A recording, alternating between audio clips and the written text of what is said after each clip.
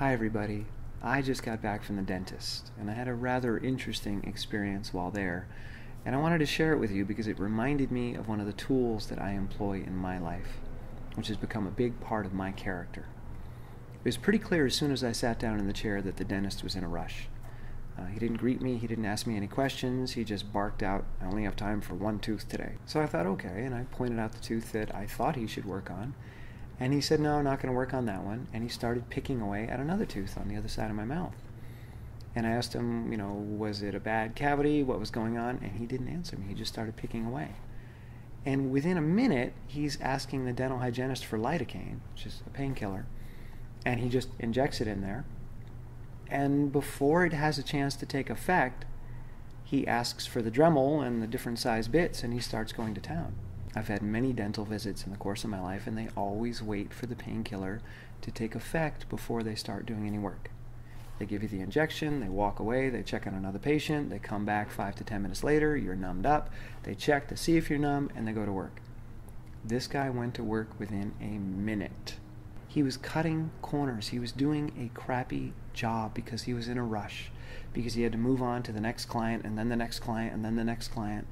And he wasn't really taking care with what he was doing. So in about 15 to 20 minutes, he finishes up the tooth and then asks me, check to see if it's smooth. I'm like, well, how do I do that? He said, bite down. So I do, and I'm like, I can't feel anything. It's starting to numb up. He said, well, how does it feel? I'm like, I can't feel anything. It's numbing up. I don't know if it's smooth. I don't know if it feels like a good bite. It's now beginning to get numb. And he didn't take that as an answer. He said, oh, it's fine, and dismissed me. And then got up and left. And I'm sitting there thinking, wow, what a shoddy job.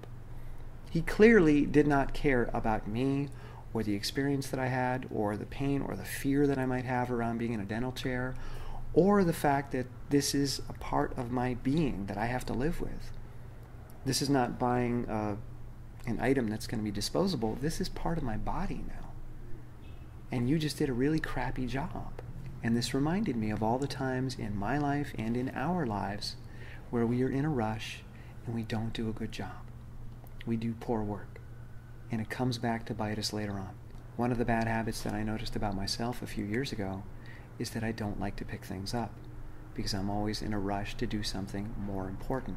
For instance, if I was making a smoothie and I dropped some kale on the floor, well, that's not important. What's important is that I finish making the smoothie, I drink it, and then I get to work doing my stuff, or I go out on a workout, or I answer emails, or I make a video. Picking up kale on the floor, not important.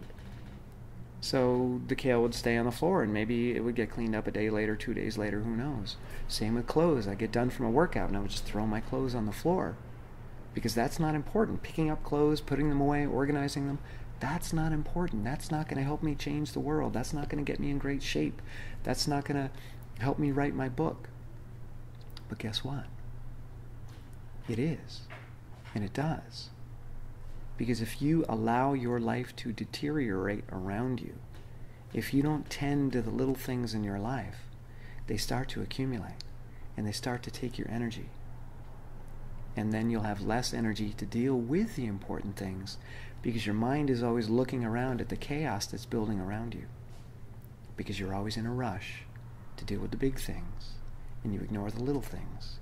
Those little things become big things and they steal your mental energy because you're looking around saying, oh my God, look at this mess. It's too big. I can't even deal with it. I can't even deal with the chaos in my life. So you just shut down. So I created a tool for myself to make it easier to deal with those little things that don't seem important, but are going to become important when they build up to the point of overwhelm. And it looks like this. If I'm making a smoothie and I drop a piece of kale on the floor, I know it's there. I know I dropped it. I always did know that. It's not that I wasn't aware that these things were accumulating in my life. I knew it, but I ignored them because they weren't important. So now I look down at the kale on the floor and I hear the voice in my head that says, it's not important, keep doing what is, you're in a rush, this is not going to help you move your life forward, picking up that piece of kale. I hear that voice. But then I say out loud to myself, I'm the guy who picks up the kale when he drops it. I tell myself who I am, out loud. That's who I am. I'm the guy who picks up the kale when he drops it. And then I take a deep breath, and I acknowledge that, and I accept that, and I embrace that, and then I bend over, and I pick up the kale, and I do it slowly, and I do it gently. I don't do it begrudgingly. I don't do it in a rush. I take my time, and I do it well. And even if that's not who I've been in the past, it doesn't matter. I'm creating that character now, in this moment. I'm not saying I'm going to change, I'm going to be different. No, I am the guy who does this. And then I do it. And then I say, you did the right thing. You're on the right path. And I'm slow and calm and mindful. So I've come to learn that it's how you do the little things that don't matter, that are not part of your journey, that make all the difference. How you do the big things? Sure, that's important. But it's not the most important thing.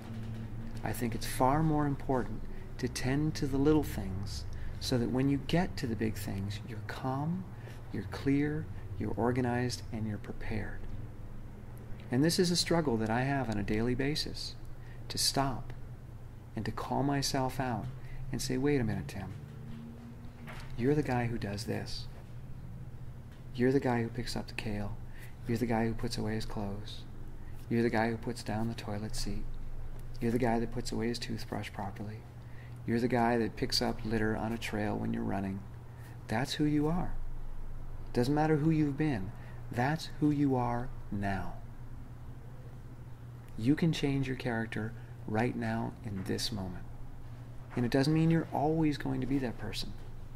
But the more you can stop and remind yourself and call yourself out, I'm the guy or the gal who does this, the more space and clarity and peace you're going to have in your life.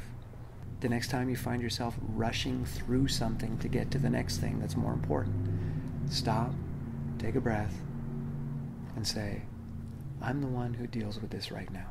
That's who I am. And then do it and say, you just did the right thing.